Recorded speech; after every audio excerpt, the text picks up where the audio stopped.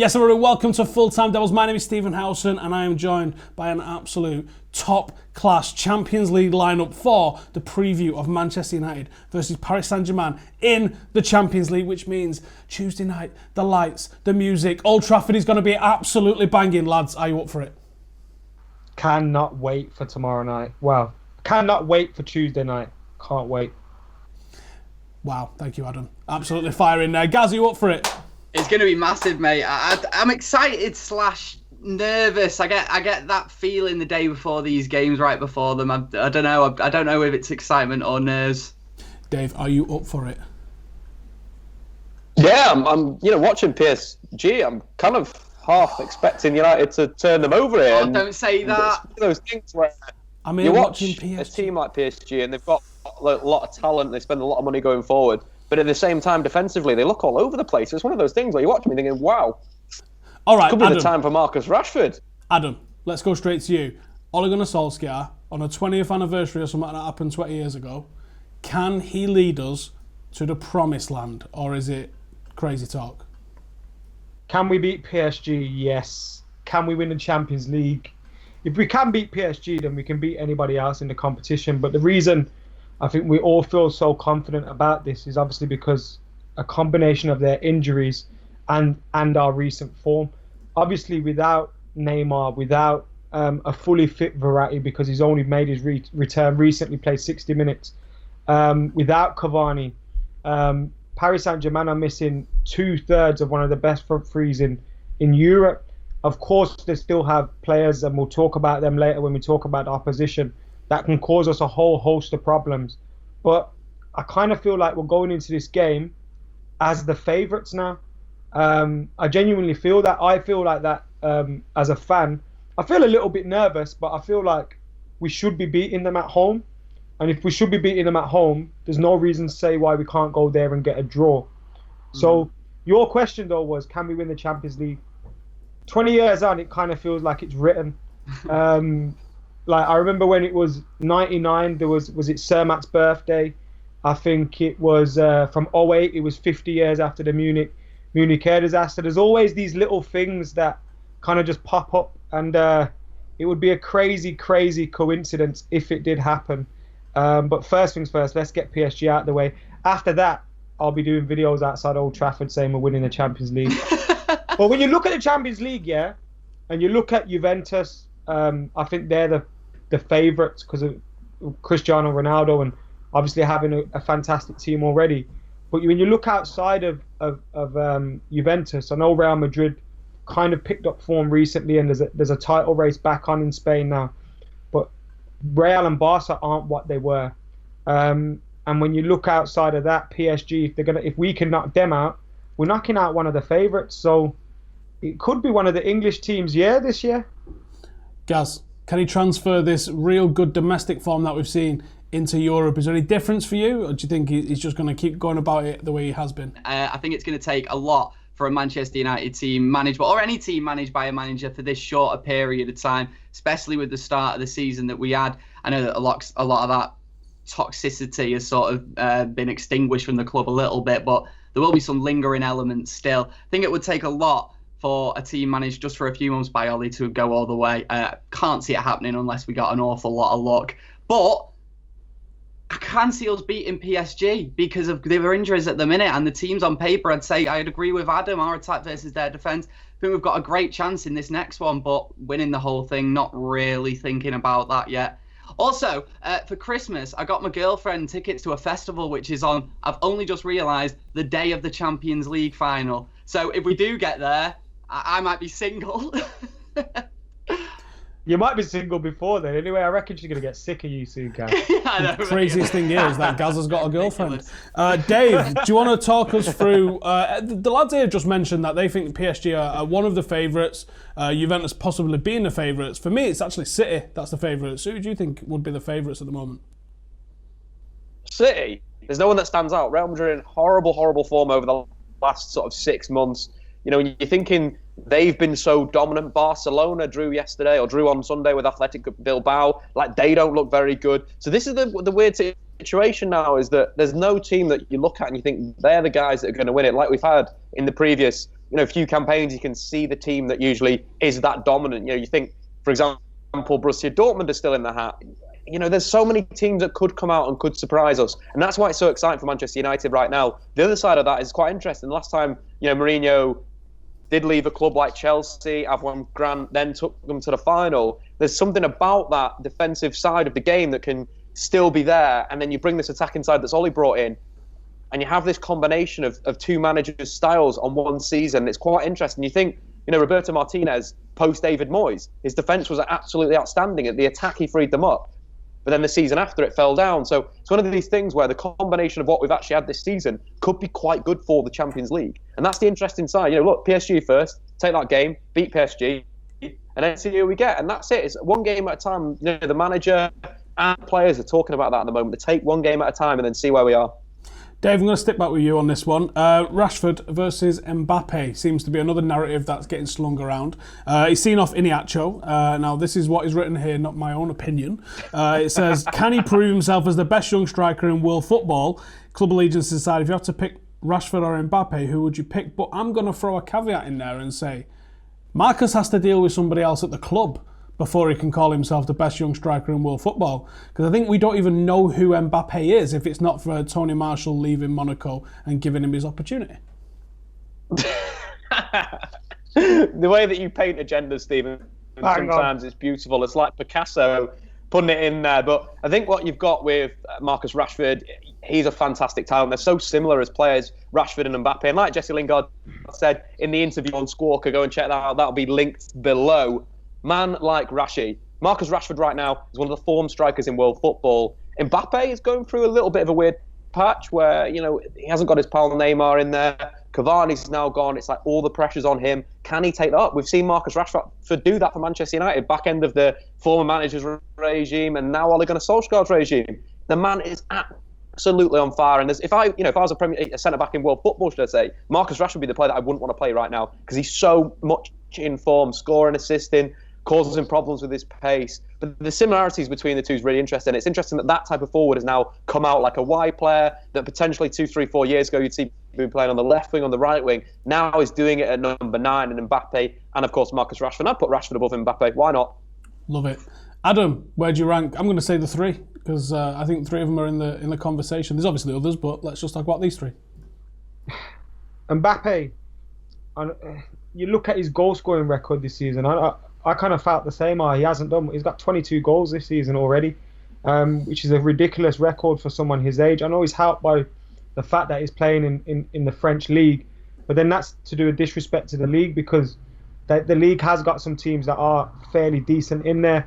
I still think I got in trouble for saying this before as well, that Rashford, if he was playing in France, he'd be tucking 30 goals a season as well if he was playing every single week. Before Christmas. I still stand by that, but I still think Mbappe is an absolutely fantastic player, and I don't think it's a comparison like with Iheanacho and Rashford where you're thinking, hold on, they don't even deserve to be in the same sentence. I think it's going to be an interesting battle because both these players play for 2 teams that are going to be looking to be winning trophies every single season. I know we've not done well in the league over the last couple of years, and they're players that are going to be expected to be scoring 20, 30 goals a season in the forthcoming years. So it's hard to split them, but I'd pick Tony Marshall over both of them. I just think the boy is just a crazy talent, and I don't think we've seen many talents like him at Old Trafford. Gaz, on Mbappe, do you think that he's benefited from, like Dave said, he's got Neymar and Cavani that he plays alongside? Do you think that because he's like the third wheel in that, he gets a lot of freedom while everyone's trying to deal with Cavani and Neymar? How do you think he's going to deal with being probably the lone striker at Old Trafford Tuesday night? Yeah, possibly. And like you say, when people talk about him winning the World Cup, obviously there was the France team and everything. It was an incredible team, whereas Rashford was playing with England, who still did quite well. But if you're talking about the 3 players to compare there, I, as much as I love Rashford and love Mbappe and their pure sort of raw style, it's all about pace and that sort of thing. I think you can't really compare that to Martial's sort of natural ability. So I'd rate Martial above both of those players. But I think that we can't take too much away from, if you're asking me who I'd rather be playing for Manchester United, because it would definitely be Marcus Rashford. if that was the choice, because I don't think you can take too much away from the fact that he is Manchester born and bred. People are so easy to dismiss that nowadays and say, oh, passion merchants and stuff like that. But it actually does mean a lot. And you could see that when Marcus Rashford first broke through. So if I was picking a player to play for Manchester United, I'd say Marcus Rashford. But we've not seen either of them perform for consistently for a long period of time just yet. But it's coming soon. And I think they are going to be two top-notch players. Mbappe kind of hit massive heights pretty quickly. Obviously, he was picking up league titles with PSG, but in terms of the World Cup and everything kind of landed for him, whereas Rashford and Martial have kind of been steadily rising. But look, we're talking about Rashford being better than Mbappe now. If you said this 2 months ago, people would have called you absolutely stupid. Exactly. And in 2 months' time, they'll probably say the same thing. And then 4 months later, we'll be saying, oh, Rashford's better. It's because they're young players. You just need to give them time. And I kind of feel sorry for them that they have all this pressure and all this spotlight and focus on them.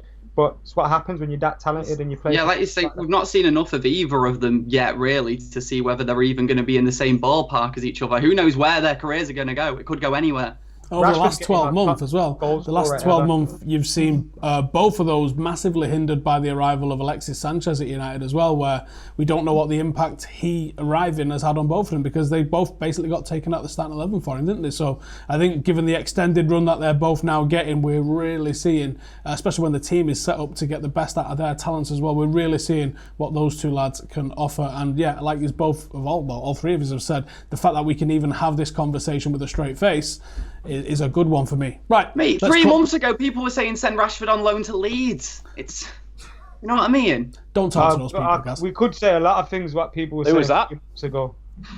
Me included. Let's move on. Gaz is in weird circles. Right, let's hit up a quick ad break.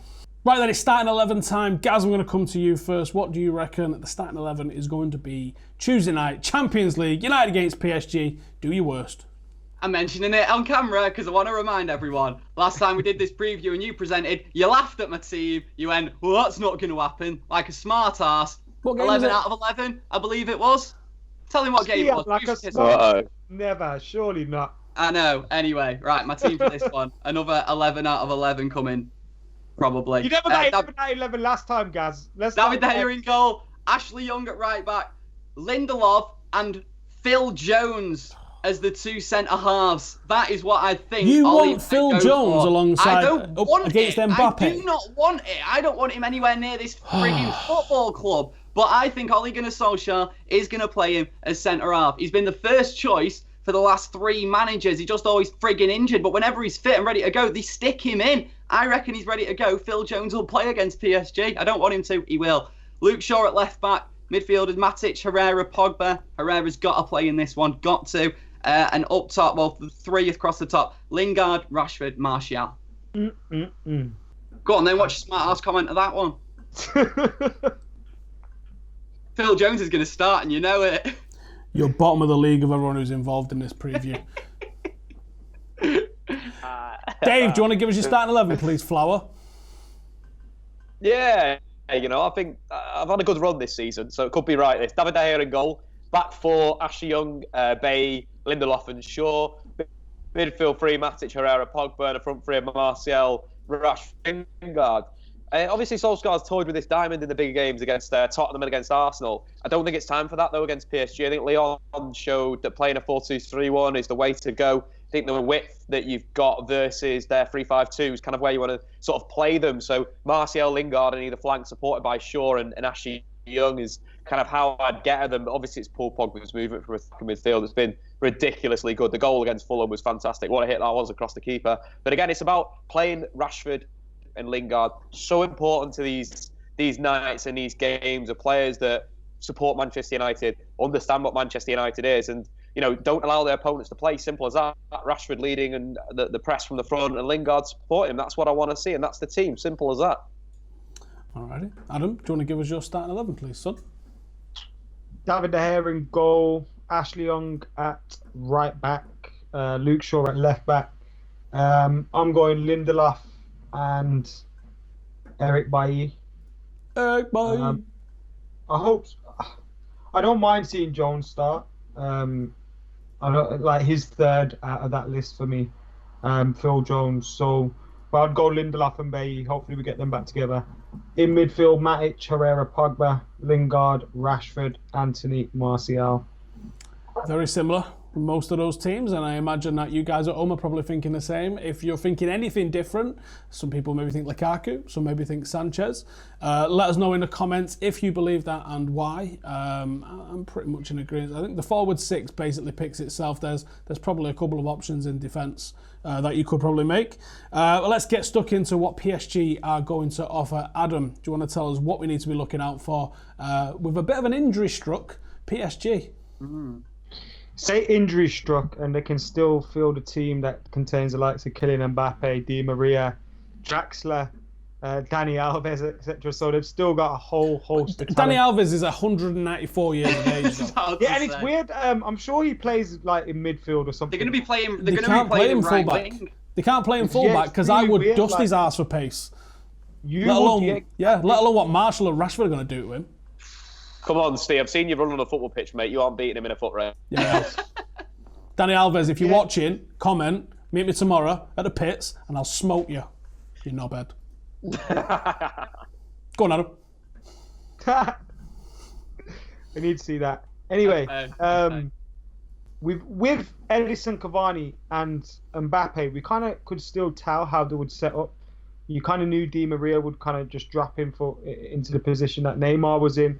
And then they would still have the similar setup. But now without Cavani, if they go with Mbappe through the middle, it's kind of an interesting one to then see how they're set up behind that. And I could kind of get what Ole Gunnar Solskjaer said in the pre-match presser when he was saying, when they have those players, we know what to expect. And now without it, tactically, they could have a little masterstroke up their sleeve.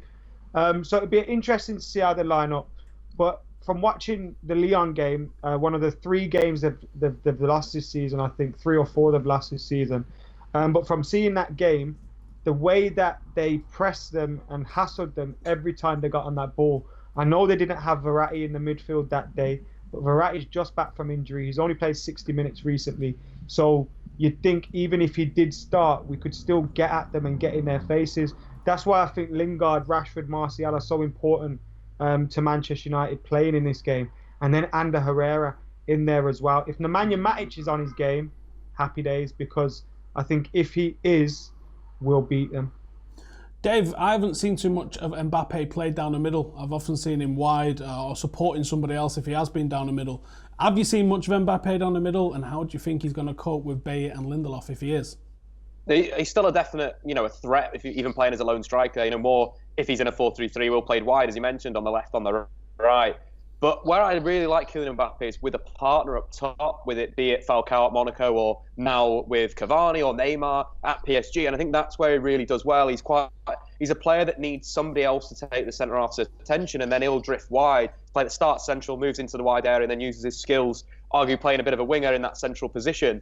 But again, with PSG, they're very, very interesting. They look at times like a 3-5-2, then they move to a 4-4-2. It's so fluid. Dani Alves has been good going forward. Defensively, he's still a little bit shaky considering his age. You think in Memphis Depay kind of opened him up for Lyon in the recent Liga game. So it's one of these things where you think Manchester United combating that back three system, it's going to be pace into the channels with Marcus Rashford. So Mbappe is going to be a threat for United. Whether Lindelof can deal with him could be the guy. Bailly will probably be the man-to-man on him when Mbappe plays as a striker, usually his position on the left, so that will Bailly. But what I could see is if he gets in behind, Lindelof coming over on the cover. Lindelof's a very good cover defender, very, very quick to get across the ground, and he's quite good in those situations. We struggled at the start of the season with sort of aerial situations. He's always good. He's had good games against the likes of Alexis Sanchez when he was at Arsenal, or players of that ilk. I'm fancy Lindelof to deal with him on the cover, but the pace that he has and the ball that PSG do like to play is into the channels from the centre of the back three, should I say? That's the to look for. It's all about United managing that game situation with their press, with their defensive line sitting a bit deeper. But it's going to be a fascinating game. And again, we've done some more cool stuff on the YouTube channel. Make sure you go and check. I'll be linked below. You mentioned the back three. Do you think PSG are going to come in the back three? Because there seems to be a lot of news coming out of France. They're going to try the 4-2-3-1 against us. Yeah, quite interesting. They have played the 4-2-3-1 at times this season, but from when I've watched them recently, they've been playing this back three system. So it would be a risk. Going back 3 to a 4 is a situation. The position of your fullbacks needs to be different. How your centre halves are defending. So in a way, United kind of have the advantage. They play this back 3 or the back 4. Either this is in this 3-5-2, or alternatively, it's not a system that the likes of Thiago Silva on the cover versus Marcus Rashford in the back 2. That's what you kind of want to see. Thiago Silva isn't at the level he was. I think you can, anytime you watch PSG, probably Marquinhos is the best defender. He's been playing in midfield this, past season. I think that's been an issue for PSG. Thomas tweet maybe a bit too much, and if he goes to a 4-2-3-1, like has been heavily reported in the French press, advantage Manchester United, to be quite honest. Can't wait. Gaz, what do you make of them having some massive names out like Cavani, like Neymar? Do you think it enhances our chances? Or like some have suggested, like Solskjaer mentioned in the press conference, is that more of a headache for us because now we don't really know what to prepare for? No, I think it definitely enhances our chances. With the likes of Cavani and Neymar, people obviously often overlook some of the other brilliant players they've got. Angel Di Maria has had a good season this season so far. Apparently, Monting? I've not watched an awful lot. You were just showing off the fact that you could say his name then. I've not watched an awful lot of the French league this season, obviously. But yeah, obviously they can still pack a punch, mate. But on paper, with those injuries that they've got, I honestly think we have the better team. And like Dave says, if they do set up in that way, that right-hand side for them does look quite weak. They've got Alves potentially playing on the wing. Dave says he might play as a wing back, but potentially playing on the right wing with obviously the backup right back. So who knows what could happen? We're so strong on that left-hand side. Gaz, stick with you. Give us your score prediction for Tuesday night, under the lights, with the music. Champions League is back. Are we having it? What's the score? 2-1 United, which is all right. That's ropey. Adam, what is your score on the door?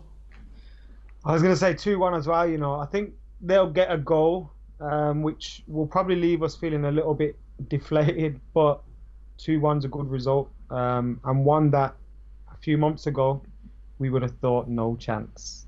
I can actually remember doing the video for Full Time Devils, and when we got the draw I was like, right, and the team that's got the honour of knocking United out of this year's Champions League is Paris Saint-Germain. Doesn't feel like that no more. Feels totally different. That up when we beat them 6-0 tomorrow. Dave, what score is it going to be? I think it's going to be goals. I'm 3-1 United. I think it's going to be a very, very open game, and it'll arguably help United with Thomas Tuchel's tactics sometimes. When he gets it wrong, he gets it very, very wrong, and then he'll try and react and go even more offensive. So United can grab this goal, sit back, counter-attack over and over again. 3-1 Man United. I'm torn between a couple. I'm thinking 3-0 out of nowhere, and I'm thinking Rashford, Marshall and Pogba are going to do an absolute madness. But I'm also thinking it could go down the way it went at Anfield this season as well and be about 100 goals in a game. But I'm going to stick with 3-0. That's what I'm fancying. Let us know your thoughts in the comments below. Give us your score predictions. Who's going to be the first goal scorer? Who's going to be the key man? Do you fear PSG? Are United going to win basically everything apart from the league, because we just don't want the Scousers to win it and everything else will be happy in the world. Thank you guys for joining us. Make sure to subscribe. Before we bounce, let's do a cheeky little plug. Gaz, where can people find you? Get us on the Fix Radio Manchester Breakfast Show, 7 till 9 a.m. on DAB, online and on app. Adam, where can we find you? Full-Time Devils mainly. But catch me on youtube.com/Adam McKola as well. Just Dave, we know you've got plenty to plug at the moment, so get it in.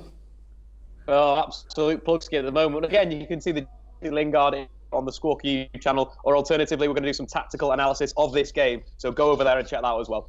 Really? Yep, go and check out all of those, and if you're interested for a little bit more YouTube content, I've just done a tactical preview of how I think it is going to go down, and you may or may not find my reaction to Ashley Young's extension of his contract on there too. Thank you guys for joining us. Make sure to hit that subscribe button. We are back tomorrow live from Old Trafford with all of the stuff. We've got fan cams, we've got carnage, and it is official no pants night in the Stretford end. I'll see you there. A great weekend this weekend sees us move up into the top 4. Another great performance from Manchester United against Fulham. First 5 minutes, people forget actually, could have easily gone the other way. I mean, they had a lot of they had a couple of good chances actually, did Fulham. And I think if Pogba didn't score, we might have had a different game. And reminded me a lot of the 2007 game. All his army marches on once again. I think he deserves the job. No, we won again. We played pretty well in the second half. Pogba again was brilliant as well as Martial. But yeah, PSG on Tuesday, so that'll be good, won't it? Hopefully we can go through into the quarterfinals of the Champions League and stop City winning the quadruples. 2 fantastic goals, one from Paul Pogba, and oh my days, that one from Anthony Martial. I know he's got it in him. He's just got to be a bit more consistent, and he can be up there with the best players in world football. Paul Pogba at the moment, probably the best player in world football. Bring PSG on. I think we will go through because we're just as good as PSG. I know that they've got Neymar and Cavani out as well, and and subscribe to Full Time Devils. Till then, nice one. Subscribe to the Full Time Devils on YouTube, and that's it. Bye. Bye now. We're playing very, very good football. We were able to rest players, the likes of Lingard and Rashford, for the game against PSG on Tuesday. Let's just bring on that game. The other teams in and around the top 4, Arsenal and Chelsea, aren't performing very well. Confidence is really high. Come on United, we can have a decent end to this season, get in that top 4 and have a good cup run in either the Champions League or the FA Cup.